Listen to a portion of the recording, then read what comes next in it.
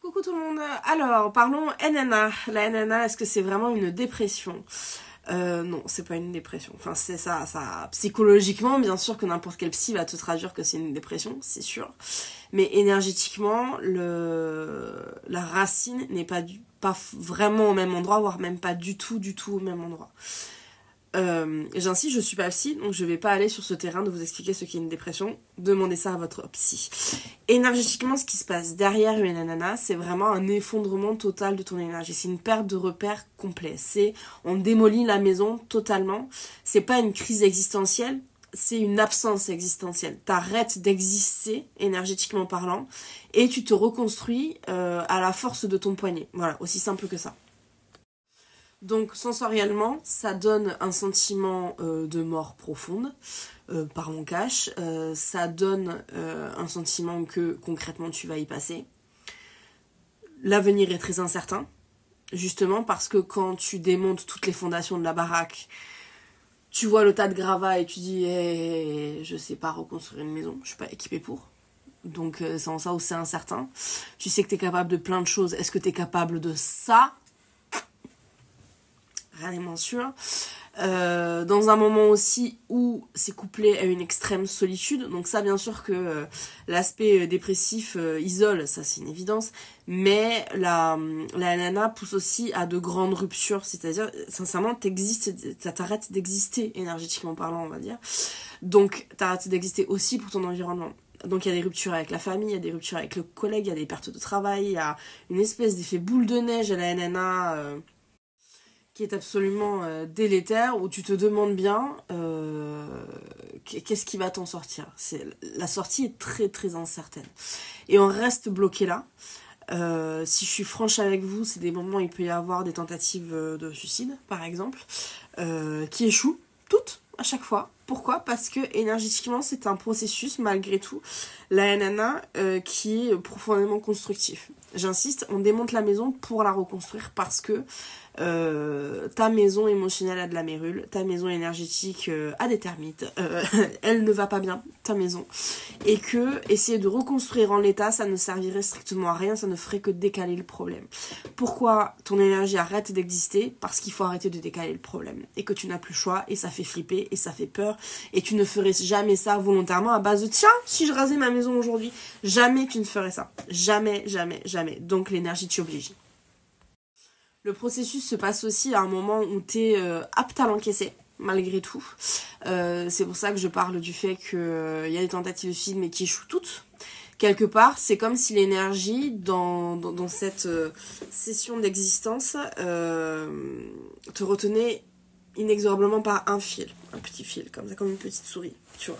Petite souris, comme ça, accrochée à un fil, mais il reste quand même ce fil. Et c'est pour ça que les tentatives échouent, qu'on va flirter avec la mort, ressentir la mort en soi pendant tant de temps. C'est quelque chose, un sentiment vraiment atroce, qui te pousse au bout du bout de ce que tu peux ressentir en termes de négativité. Ce qui permet d'en sortir, justement, c'est que à un moment donné, tu te rends bien compte que ce fil, il existe, et que même si t'as envie de partir, bah t'y arrives pas. Même ça, t'y arrives pas. Donc, foutu pour foutu, et quand t'essaies de te foutre en l'air, t'y arrives pas, tu finis par choisir, de contraint et forcé, tu finis par choisir le soin, de rentrer en soin. Et tu choisis aussi de t'ouvrir à des strates par exemple qui te semblaient très obscures pour toi. C'est l'archétype des personnes qui croyaient pas du tout en la psychothérapie qui là ont commencé à se dire foutu pour foutu, ça me coûte rien d'essayer. C'est des notions de souffrance où t'es prêt à apprendre à parler chinois, turc, comment dire, béninois, prêt à tout faire si ça te permet de te sortir de cette torpeur.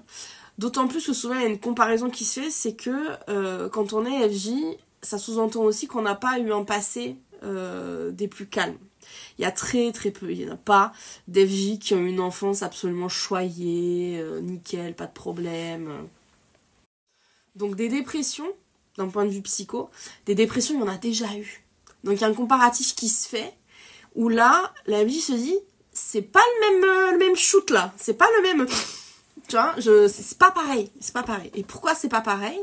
Parce que il y a cet effondrement existentiel, vraiment de l'énergie qui arrête d'exister, qui doit se reconstruire, parce que votre énergie, votre âme, si vous voulez, est arrivée au bout d'un processus. Vraiment, en l'état, il n'y a plus de rafistolage possible. C'est la noyade. Donc, avant que vous vous noyez, la source, le petit fil qui tient la souris comme ça, c'est la source. L'énergie, Dieu, appelez ça comme vous voulez, c'est cette énergie-là, itself, qui vous tient comme ça, à base de... Là, c'était dernier moment où on peut te sauver, donc on te sauve maintenant, de force ou de gré, tu vas aller travailler sur toi, tu vas aller te soigner, parce que ton âme ne peut plus encaisser une peine supplémentaire. Parce que de vie antérieure en vie antérieure, c'est du drame. Parce que dans cette vie-ci que tu es en train de vivre, dans ton enfance, dans ton adolescence, ta jeune adulte, c'est du drame. Parce que avec ta FJ, c'est encore du drame. Il y a du drame partout où on regarde et ça n'est plus possible. Donc c'est une forme de rébellion de l'énergie qui dit « je n'accepte pas que tu sois condamné à ça ». Problème, on a tellement la tête dans le guidon de nos propres énergies que même s'il y avait une espèce d'épée de Damoclès au-dessus de nos têtes, on dit « c'est super, super lustre ».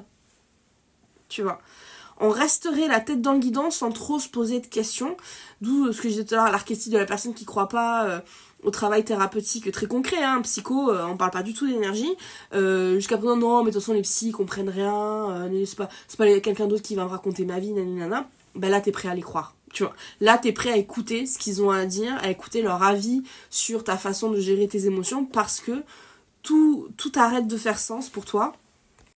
Tu touches à un niveau de souffrance sensoriellement inédit. La base quand on est FJ, c'est... Combien de fois j'ai entendu cette phrase? C'est... Mais genre j'ai enterré tout le monde, j'ai enterré toute ma famille, j'ai vécu des drames, j'ai vécu des agressions, tout. Rien ne m'a autant fait souffrir que cette putain de NNA parce que mon autre m'a ghosté. Il n'y a aucun sens à ce qui se passe.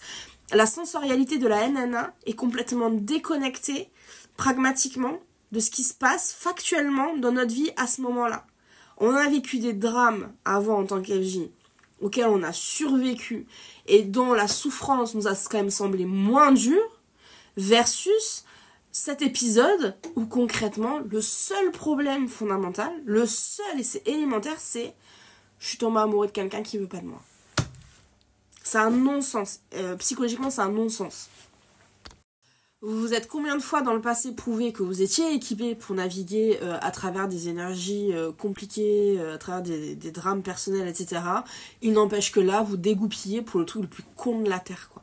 Donc il y a une perte de sens totale. C'est en ça où on tombe pas en ENA parce qu'on est trop con et qu'on ne veut pas travailler sur soi, on tombe en ENA parce qu'on ne comprend pas ce qui se passe. Parce que là, c'est irraisonnable. Enfin, notre souffrance est irraisonnable. Elle n'a pas de contexte, n'a pas de cohérence. Et c'est ça qui est terrible. En général, on ne tombe pas en dépression juste parce qu'on est mal luné. On tombe en dépression parce qu'il s'est passé quelque chose pour nous foutre en dépression. Même si ce sont des énergies hyper latentes, il n'empêche qu'il se passe quelque chose. Là, le passé des FJ prouve qu'on ne devrait pas être dans un tel état.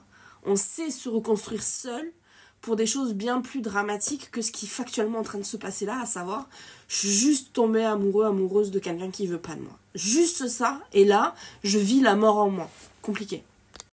Donc cet épisode d'NNA, il va servir énergétiquement à purger tout ce drame qu'il y a eu en vous, vraiment comme une purge, on va vider le réservoir, à la fois de votre vie, de ce passé justement, où à chaque fois vous avez encaissé, mais dans toutes vos anciennes vies aussi vous avez encaissé. Et là l'énergie, elle dit, en fait on arrête d'encaisser, on arrête, tu n'es pas un punching ball, t'es pas un punching ball énergétique, c'est pas ok que ça se passe comme ça, ça s'arrête.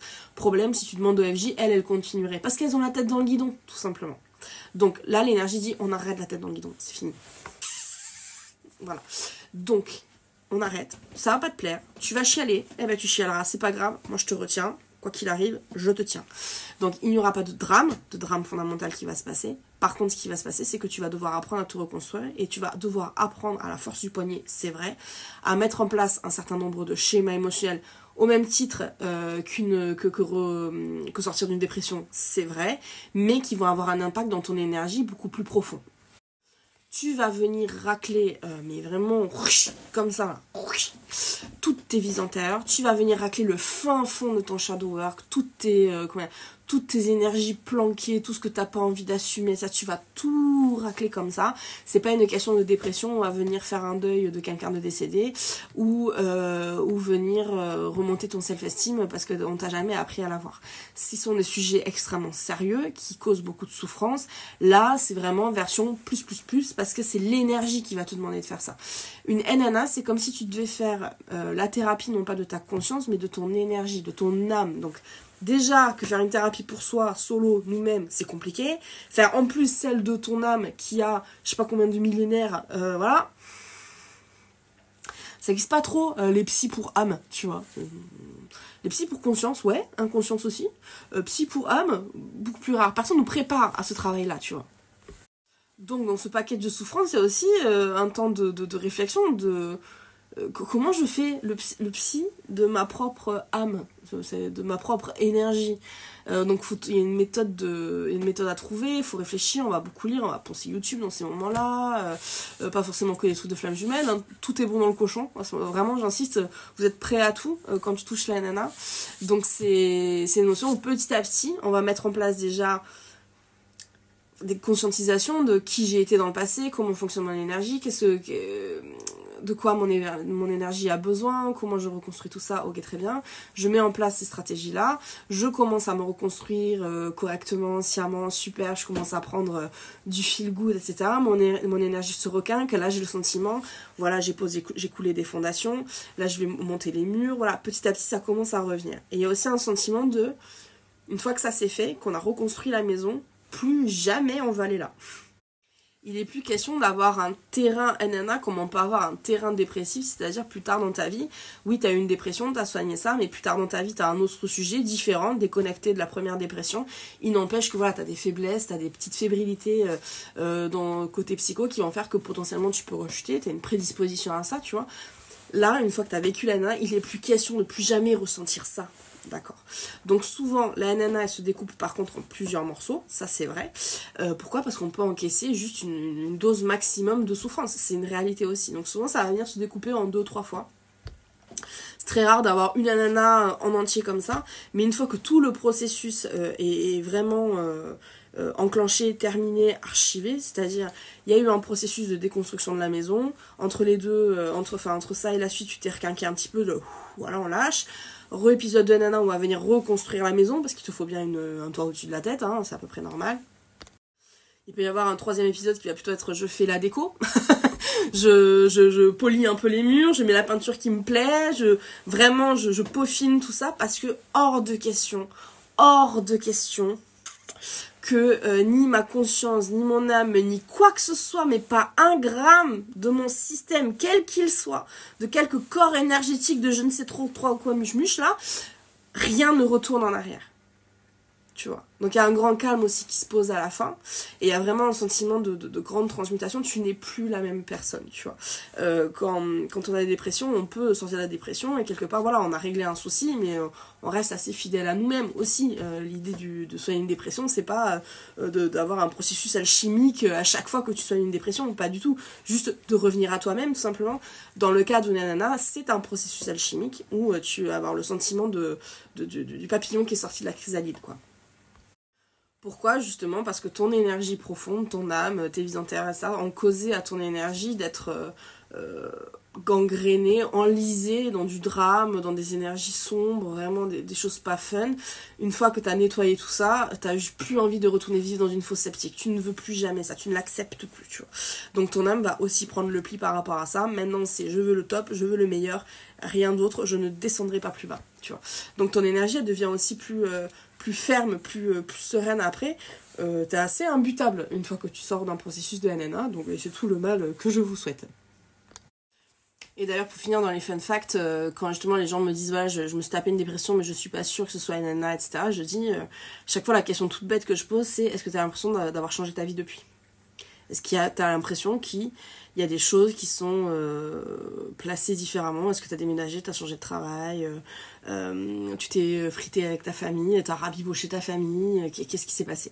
Quand on me dit bah non, juste je vais mieux, bah je sais que moi c'est une dépression par exemple. Parce que, j'insiste, une NNA ne peut pas te laisser indemne. Elle ne peut pas, fondamentalement, te laisser indemne, elle te reconstruit profondément. T'as l'impression de reconstruire chacun de tes vaisseaux sanguins. C'est deep à ce point-là, quoi.